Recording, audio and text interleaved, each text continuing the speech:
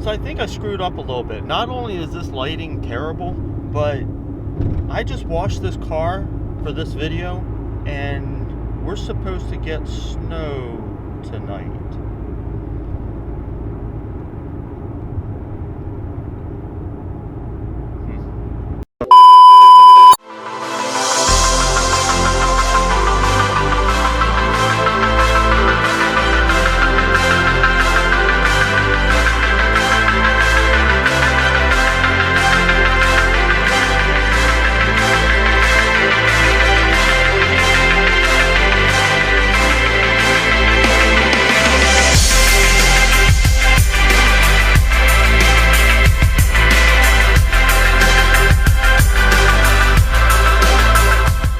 Welcome back to the channel, everyone. If you're new to the channel, my name's Tim. This is Vehicle Evolution, and it is freezing out here. It's pretty windy, although the wind has died down a little bit, but it's still freezing out here. We are expecting snow tonight, which is going to suck, and because we all know how those handle in the snow, and it's not good. But yeah, I wanted to do an update video for you on what I've done to this car since I bought it. Right up here, I will put a picture of what this looked like in 2014 when I bought this car brand new, and it's a lot different now than it was then. That's for sure. So I haven't done an update video on the mods to it in a while, so I figured why not. So I got off from work and I ran over here, and it's getting dark quick, so we're going to try to knock this out. And yeah, everything that I talk about in here, I will put links in the description below, so you can click on the links and buy whatever you like. None of the products are sponsored in any way. This is just stuff I've bought and put on the car. So with that said, let's talk mods. All right, I can see the comments now. When are you getting wheels already? Why haven't you done wheels? Are you gonna get wheels, bro? Dude, what's up? Why no wheels? I'm gonna get wheels, I promise. They will be coming most likely in the spring. I almost bought a set a few months ago, and they had the front wheels, but they didn't have the right size in the back wheels, and these are staggered, so I needed the wheels to look right. So yeah, so hopefully in the spring we'll be putting some sick ass wheels on this car, promise. Okay, so jumping into the mods, the very first thing that I did, because I didn't want to drive in a fishbowl, was I tinted the windows. And I have the Maryland legal limit for tint on these. I didn't go any darker because I didn't want to attract any more attention to myself than necessary. So around here, dark tinted cars tend to get pulled over, and I don't want that.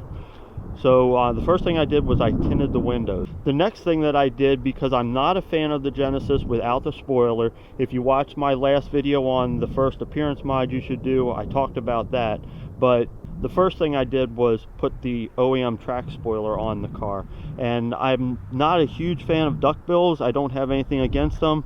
I'm not a big fan of the really big wings or the chassis mounted wings. But this did what I needed it to do. It just kind of sets the back of the car off, and yeah, I think it makes the back look really nice. So it's just the OEM Track Spoiler, has the third brake light, and wow, if you can hear that, there's an airport right there. Anyway, back to the video. So this is the OEM Track Spoiler, and it was very easy to put on, and yeah, it didn't take much time. So after that, what I did was I replaced all of my badges front and back, and put the Genesis wing on it. I blacked out my badges here, and we'll probably get rid of them before too long, but I did that for now. And yeah, over on the 2.0 side, I kept the T red because I thought that looked cool, and it does.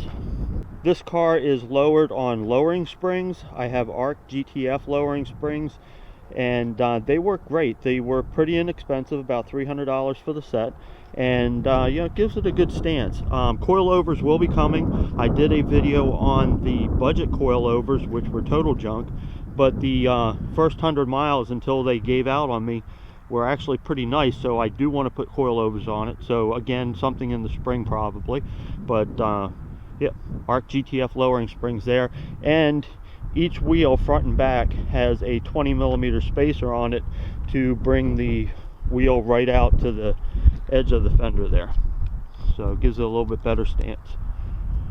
So wheel spacers definitely a must. Can't even begin to tell you how cold it is out here, and the wind has really picked up, so not cool. Anyway, I did a front splitter on the bottom here. It's painted to match the color of the car. I also did side skirts, also painted to match the color of the car. And around back, this is a multi-piece diffuser, where it's just a Walker style diffuser as the main piece, and then these little winglet pieces here that I got off eBay, and there's one on either side that just kind of add to the look of the diffuser. And while we're back here, this is the CNT V3 catback exhaust, which mine actually was for a brief period a turbo back until I couldn't pass the emissions, but it's kind of a look of what it looks like underneath of the car. And I do have a 3-inch downpipe as well, which is the SRS downpipe without the resonator. And yeah, the exhaust on this car sounds pretty good, but that gives me 3 inches straight from the primary cat all the way back, and these are 4-inch tips on the back of the exhaust. But highly recommend the CNT V3 catback exhaust. Very, very cool exhaust system. So while we're in the back here, I recently upgraded my tail lights. These are the Spec-D black and white tail lights. They look a little different because I tinted them, and yeah, can't say enough about the Spec-Ds. They look cool, they're pretty neat. I did an Audi mod to them, which I will have a link to as well. That helped change them up a little bit rather than them just being stock Spec-D tail lights. So I did that. Now let's take a look at the front of the car.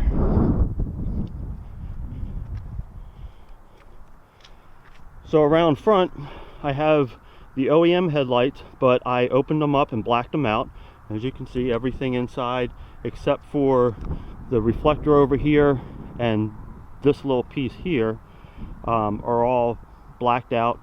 And I added the Diode Dynamics switchback halos, which look awesome as well. I also took the fog lights apart and I blacked those out, and mine had the dummy LED strip in here which didn't work, and I made that work, and that's also a switchback as well.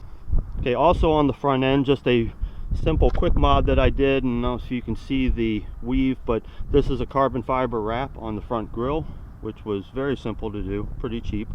And again, the Genesis badge there, I blacked out the chrome strips there because I didn't want any chrome there.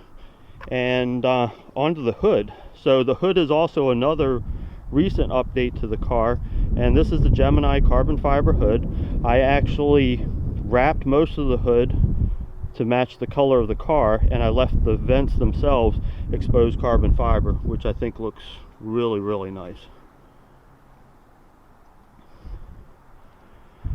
Yeah. It always bothered me that the vents that were on the stock hood were fake. I mean, how hard would it have been to just open up the vents? And yeah, you can get open vents, which I think they cost $125, $130, but they should have just come that way from the get-go. So that hood looks way better than the stock hood, and yeah, totally changed the appearance of the car. So that was one of my more recent modifications. So let's look at the interior, and then we're going to talk engine. So I did a pretty major modification to the inside here, and that was changing out my entire center console.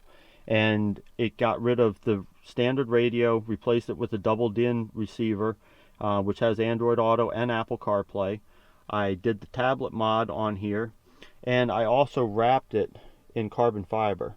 So it's all wrapped from the gauges on down to the shift selector area. And honestly, that's probably one of the neatest mods, especially because I get to enjoy this part of it, and it looks very cool. Got a lot of comments on that. I also went and did the same carbon fiber wrap on the steering wheel, and eventually I will probably be changing the steering wheel out for a full carbon fiber one. And I changed the Genesis badge too, so I've got the Genesis badge in the middle. But that's pretty much it for the inside of the car. So yes, I know my engine compartment's a little dirty. It will get cleaned, but just not right now. Anyway, I replaced the stock blow-off valve with a HKS blow-off valve. Easy modification to do, and makes the blow-off sound a lot louder, and definitely worth the addition. Whether you do HKS or forged or turbo XS, definitely change out your blow-off valve. And I also did a ram air intake, which is an HPS ram air with the K&N filter, and that again, power gain there, definitely a sound change, especially with the blow-off valve, but big sound change when that got put in there. I'm looking at doing a spacer in the intake manifold, but that might be coming. It's about a $75 upgrade, but not anything major. So one of the things that you can't see on this car, but is one of the best mods that I ever did, was this car's been tuned. I have the SFR stage 1.5 tune. Oh, the wind just picked up. You have no idea what I'm going through to make this video for you. Anyway, I did the stage 1.5 tune here, and it was a game changer on the vehicle. Whether you do an SFR tune, an alpha speed tune, whatever tune you do, even if it's just a can tune, this is just a can tune, and it made a huge difference in the performance of the car. It's like 300 bucks, a little over 300 bucks. Is simply the best modification you can do to your car from a performance standpoint. It changes it. I can't say it enough. It changes the car so much. But I did the SFR stage 1.5 tune, and if you can't tell, absolutely love it. So the other thing, and the big one, was the vertical doors. Now, vertical doors are something that you either love or you hate, and I can understand that. On a lot of cars, they don't look right. On the Genesis, since it's kind of a unique looking car, and most people don't know what it is anyway, it just has a different look. So on this car, I think it works. You might disagree, but for me, I think it's something that's cool. Are they practical? Not really, especially on this car, because the doors are heavy. It takes a little bit to push the doors up, so it's not something that you're going to be using on a regular basis. It's more for kind of attracting attention to yourself, or at a car meet or a show or something, or for pictures. You guys have seen plenty of pictures of my car with the doors up. So the vertical doors were something that's pretty cool, and it's very easy. They just open up and then they raise.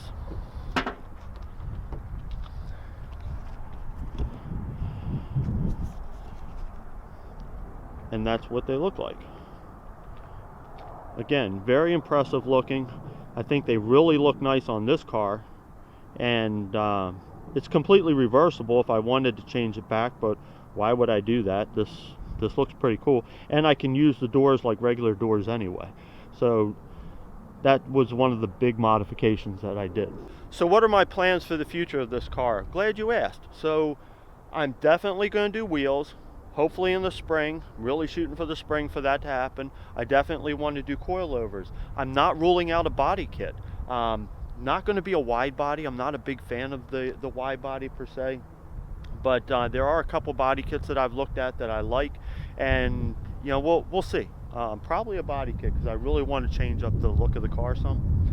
But I want to do a carbon fiber steering wheel, and at some point I would like to rework my seats, whether it's going with Corbeau seats or something. I really would like to change out the seats in the car.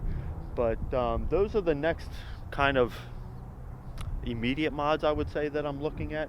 None of them probably will happen until springtime, because it's just too cold to do anything right now.